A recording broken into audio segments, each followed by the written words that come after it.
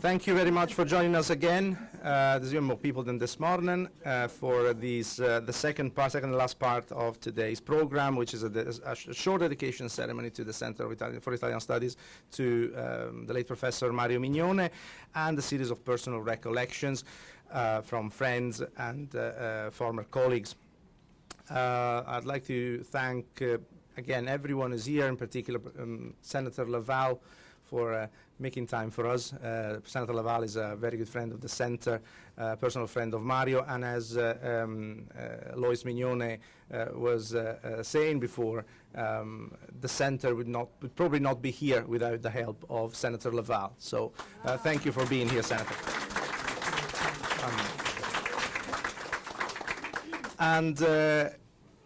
This is how the program is going to be. I have prepared a short series of slides to kind of explain where we are at the Center, because maybe not all of you know the technicalities involved with the Center, how we operate, and what we intend to do going forward.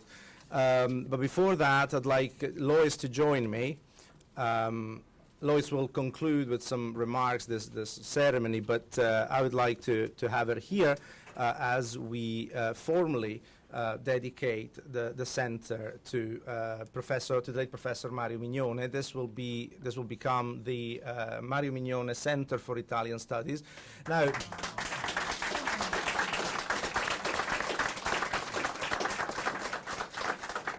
we are a bit behind with the schedule of things, because after Professor Mignone passed away, a fundraising campaign should have started and the naming should have been happening by now.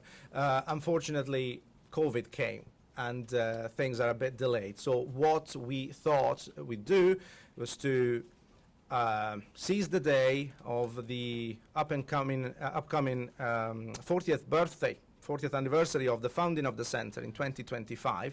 So the official naming with the plaque and all the perks will happen then. So we'll have another get together. So that it's always good to get a chance to celebrate. So we thought not to miss the chance, but we thought we would do the fundraising and a soft naming ceremony today with a dedication of the Center to Professor Mignone. So this is what. So going forward, we will see the Center named after him. Lois, over to you. Well, I'm thrilled. I didn't expect to speak right now. I've prepared some remarks for later.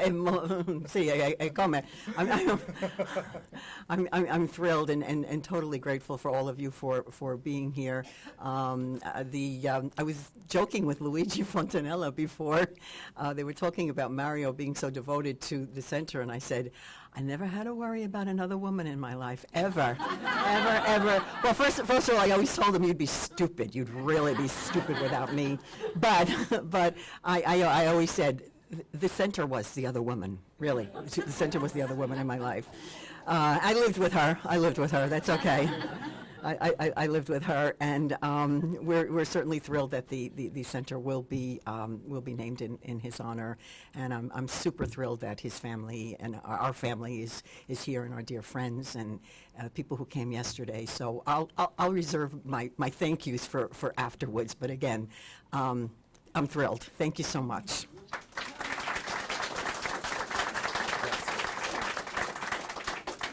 Okay, so I can bore you to death with my short presentation, and grazie, and then we continue with the recollections, with your personal recollections. Now, I haven't prepared anything in writing because I thought that would have been incredibly boring, but this is the idea, to illustrate what we are doing, what we're gonna do going forward, and to tell you, so you can spread the word out there, to tell you what we need in terms of support for the activities that we have in Czech. Now, it's almost redundant for me to go over this again, but it's not to talk about what Mario Mignone did for the Center. We know He has been at the helm of the Italian-American program here at Stony Brook for 49 years, and also ran the study abroad program for 40 years, which is not secondary, and it's something that the center is actually has started working on more closely over the last few weeks. And then the other main event of the very quick, very short timeline is 1985, where the Center was founded, and it became kind of the hub for programming of research in Italian studies, as well in Italian-American studies, as well as events and programs for the community. And this is what is unique about the Center. Which is not only an academic center, is within an academic institution, but has very, very strong ties with the community out there.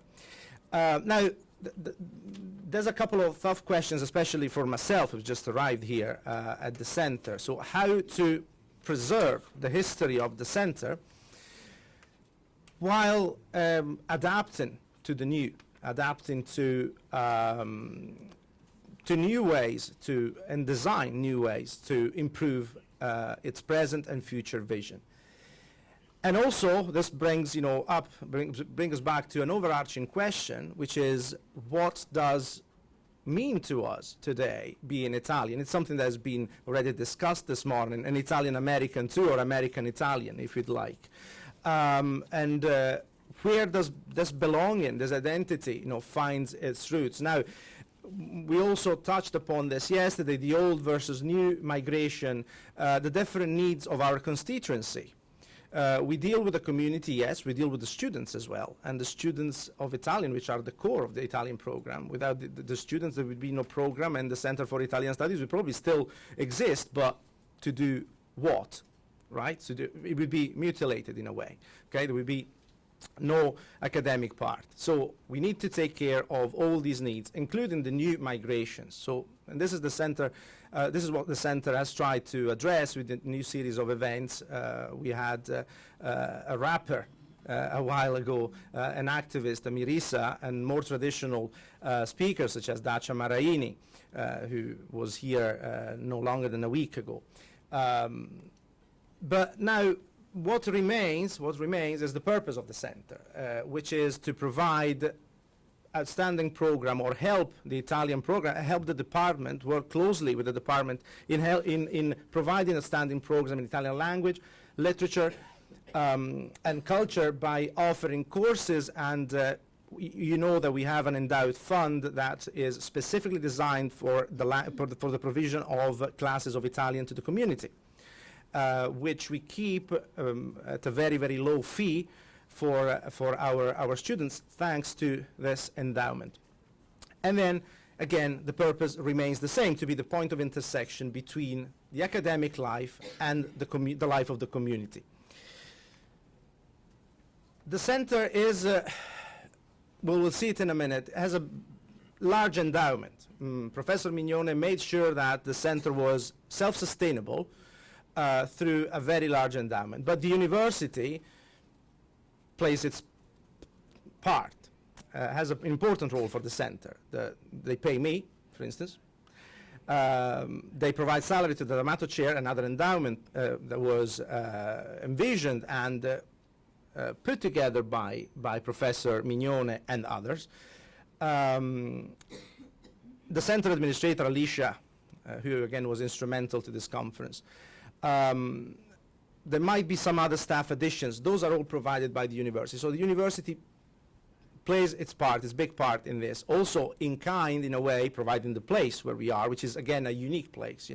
When I interviewed for this position, I remember Joe Fusco asked me, do you feel something when you enter the Center for Italian Studies? You certainly do, because it's in terms of space, something that you don't find anywhere else, or it's difficult to find anywhere else. We have a conference room, we have actually a small department here, so physically we're an important presence within the university. So the university provides facilities, infrastructure, and support in this sense. And they pay affiliated faculty, people in the department who work with us, with the center, are paid, of course, by the university. Now, but we do have our own money to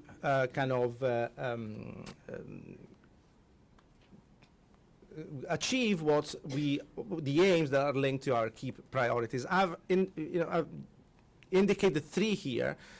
One has to do with heritage, and it's easy, it goes without saying. Create deep and strengthen deep and deeper connections with the Italian American community on Long Island. Work on the Italian American and the Italian heritage in general. There's the research part, through the identification of projects and the engagement, the continuous engagement of faculty, not only the Italian faculty or the faculty working in the Italian program, but also across departments. And this is, I think, an important part going forward to strengthen Italian through the strengths that come from cognate fields.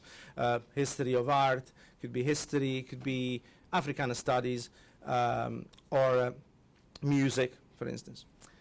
Talking about that, we'll have an event on Paganini in April, so it's something we'll work for.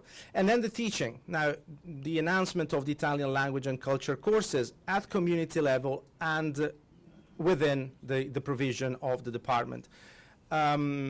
And this is something that we are going to explore forward further in the future, but the strengthening of the connection between the lecturers and the staff working within the university and the coordination and the curriculum development of our language for the community courses is something that the center intends to work on going ahead. Now, this is what the center looks like today in terms of, let's start talking money. We have a big endowment of 2.4 million. That's what we have. Doesn't mean we can use that money, all of it. And then Sridhar laughs because he knows exactly, he knows very well how it works. Okay, we only get a very small amount of the endowment, which is 4.5% of what we have. But we have the main account, which is the Italian Studies Endowment, that was put together by Professor Mignone, fundraising from scratch and from the community, from the hardworking Italian American community, and that generated nearly $1 million. Okay, so that's where the money we use to operate the center comes from. We're having some problems with that account, but we're going through a process of changing the type of account we're working with, which is administered at the moment by the foundation. We're going to transform that, and thanks to the help of the dean's office and the provost, we're transforming that into a more agile kind of account. That account was established in 1985, so it's very limited in terms of what we can take out, because what used to cost $200 in 1985 now costs $2,000, probably more, and we are very, very limited. So we're moving to get that account fully operational, and that would probably ease our way through the near future. Then we have a series of other endowments. A series of other endowments. We had the Tromba Italian Lecture Endowment, the De Simone Lectureship Endowment with a focus on Italian American literature in particular and culture. An Italian American Lecture Endowment for conferences, invited speakers. The Malgeri Italian Culture Endowment, which is a slightly broader one. These are the major ones. We have some others that have been endowed very recently, like the Dragotta Unico Endowed Fund, and also the Lauro Fund, which is actually part of the sponsorship for this conference. So these are all individuals who donated. The Italian American Lecture Endowment Fund was originally endowed by Rick Nasty, who most of you certainly know. We have a fellowship programs. We have endowed fellowships as well, in addition to those endowments I was mentioning before. The Joe Fosco Fellowship, which is for the support of graduate students. It's an award, essentially, because Joe has contributed to the center not only with her continuous presence, but also in a tangible way. And for this, we're very grateful to her, of course. This is an award that supports one student per year, student in the MA program or in the MAT program. And this is something that we're looking at broadening, maybe with an eye to the classes for the community. It would be nice to use these students to coordinate the classes for the community. And then the Palmina Roberto Mignone Endowed Fellowship, which is offered, it's a generous fellowship that is offered in conjunction with a full waiver by the department and the Center for Italian Studies. So the department waives the fee to the student, and we offer a salary. And it's a postgraduate student in the Department of Languages and Cultural Studies. So you see the ties with the center, and between the center and the department are there.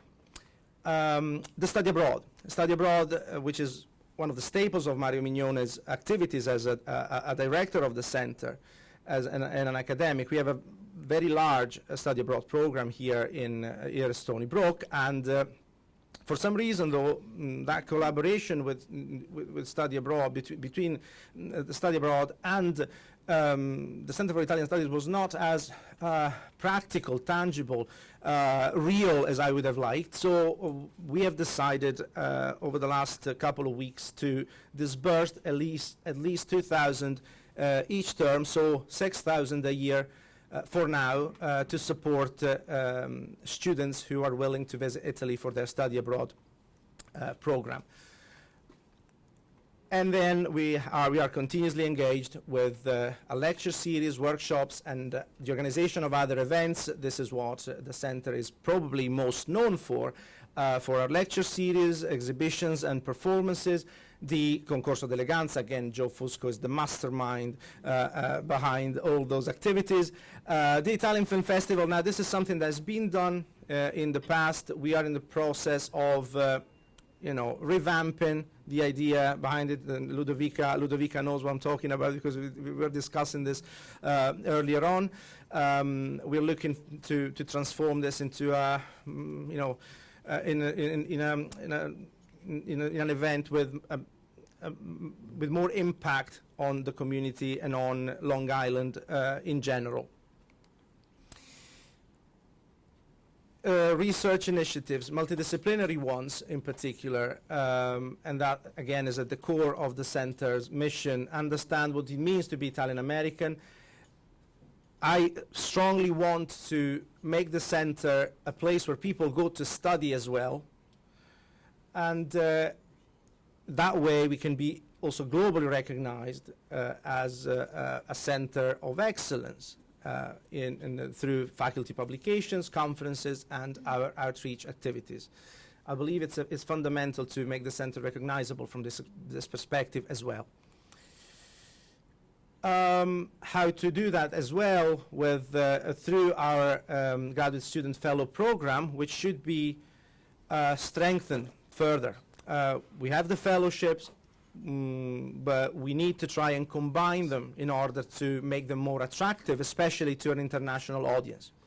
Sometimes, and for a few years, our fellowships were not awarded because we're either not publicized enough, or maybe the right person was not found, because the attention of the posting was given to the local community only, the local academic community only. But I think we have the potential to expand, and a good fellow, a strong fellow, can make the program stronger. Not only the Italian program, but let's not forget that Mario Mignone also put together a minor in Italian American Studies, which has been pretty much dormant after his death. And that's another thing that we have to try to resurrect and make strong again, make go strong again. Then an artist in residence, a writer in residence program could contribute to, so bring some artist or even entrepreneur or a personality teaching teaching in the Italian and Italian American program to be accessible to the SBU community and the community at large, can really boost our programs both on the community side of things and inside the university. So this is a kind of a new area that we're going to explore to broaden our offer to students and the community. Back to what I was saying before, this is another project that we are going to start as soon as practically possible. Now, the center has books. We do have books. We don't have a library because these books are virtually not accessible. There's no acquisition program. There's no catalog. We are within the library without being within the library. So that's what we want to do. This brings with it, of course, remodeling of some spaces as well. But a library will be at the Center for Italian Studies. It will be accessible through the university system and also the broader national, international research engines, because I think that's fundamental. If we want to make the center a study center as well, we need to have the facilities and the books to do that. Books or digital resources. As a matter of fact, I'm very much into the digital humanities area of studies and area of study and investigation in general. I heard Martino talking about earlier on this morning the necessity of the digitization of the migrant press, for instance, which is something I've been doing already in Canada for a collection there. But we also have the Pietro Di Donato archive, which needs digitization. It will be easy to digitize. The papers are here. So it's certainly a starting point. And with the library, when the digital infrastructure is ready, that will be something that the center is looking forward to accomplish. So the Di Donato archive, migrant press, and God knows how many newspapers are out there needing digitization and wasting away. And we don't want that to happen. So I would very much like the center to be at the forefront of the salvaging of these important fundamental sources for the study of the Italian-American diasporas, but presence in general. And everything that will have to be in open source and accessible, not only to scholars, so no passwords, nothing, open to everyone to work with. Also because this creates community engagement. When I worked on the Italian-Canadian Migrant Press project, I found out that a big part of the project was a wee button called labeled "Tell Your Story," and lots of people got in touch through that button, saying, "Oh, I read this on in your collection on that issue of that newspaper. You know what? That was my grandfather." Or maybe someone who gets in touch and says, well, I have copies of another newspaper. So that leads to another digitization project or project in general. So this creates, it's not purely academic. This also has the potential to create engagement with and for the community. Now let's talk, money. So, in order to do all these things, we need the endowment we have can be used for a limited period of time, but clearly in order to accomplish all these things, or even partially these things, the center will start a fundraising campaign, a 3-year-long fundraising campaign, which will culminate, as I said, in the official renaming of the center in honor of Mario Mignone. So this is just a wee recap of what we intend to do. So creation of a library, a digital humanities collection, artists in residence, potentiate the Italian language fund, or actually create an Italian language fund that will support the teaching of Italian, not only at community level where we already have a fund, an endowment fund, but also at university level and in conjunction with the community.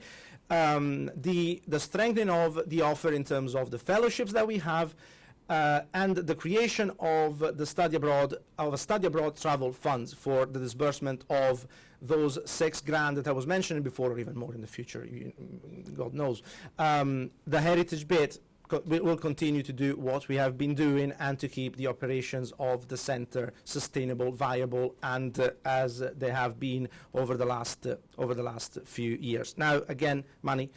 For the research bit, the library project has a budget of $300,000, including the digital infrastructure and the acquisition. So ideally, we're looking at an endowment of $300,000 to start the project. So $200K will be needed for the digital collection to keep a digital collection program going for the future. Consider when you see these figures that this is the endowment that we are looking for, and we only get the 4.5% of that amount of money. So if we get 200K for the digital, say we get an endowment for that, we have 9,000 per year to invest in a digitization project of a newspaper. So the center will still have to complement that. Say we want to hire a fellow, the center will have to will have that money plus some other money to complement the offer and to bring in someone to do the job. The writer in residence, here we're talking about a salary for a person who comes in, maybe for a semester, even for a few weeks, will have to correspond the salary, and that is, it goes without saying, it will be, 30K for, no, less than that, for the person who will be here in residence. Of course, depending on what kind of residence thing we want to offer. For the teaching, again, we are envisioning a $15,000 a year to strengthen the offer at language, the teaching of language level. That would request an endowment of $350K. The fellowships, for now, the center is subsidizing what we have. Now, the Joe Fusco Fellowship is sustainable. The Palmina Roberto Mignone Fellowship is not. I'll give you an example. It disburses every year $15,000. A fellow is now paid by the university in salary $22,000. So that means the center, for every year that the fellowship is offered, has to correspond further $7,000 on top of the fellowship to make that fully viable and attractive. In our view, it would be best to use that money with a higher base on which to add in order to attract someone from abroad, or a strong local fellow who will choose Stony Brook ahead of others because money talks, right? And the study abroad, in order to get the 6,000 we want, will need 150K. Again, it's easy to make the calculation. So this is what we budgeted for the center. And as far as the heritage, we are in a very good situation, because with the new account and for the time being, and with the initiatives that we have put together, we should be fine, and we should be able to sustain everything else. As I said, the center has already started, subsidizing new initiatives with the money that we already have. Thanks to COVID, our situation in terms of accounts is quite florid, because not much money is being spent over the last few years. But it cannot continue. So this is a vision for the future. Of course, it's not like the center needs this money to be immediately operational. We can do these things, or at least start these things, or part of these things. For instance, the library project will start independently from the finding of a new endowment. The problem is to make the center continuously sustainable and operational for the future. And yesterday I heard someone making a remark about how the center will be conducted and steered away in the future. Now, it's easy to say. Sustainability is the first thing, modernization is the second, but the two things go together. Because at the age of 40 is not only when you, like the center, you start losing maybe dear ones, you start to get gray hair. It's also when you actually realize that you're not getting any younger, and you're a grown up, right? So now is the time for the center to grow up, and modernization, sustainability are the two core values that will inform our mission. In addition, of course, to merit, academic or not. We have a policy in place to hire everything and everyone through public competitions. We have already started doing that. And relevance, of course. Everything has to be relevant, and selection is made on merit. This is what informs my vision, and this is what will inform the center's vision going forward. Thank you very much.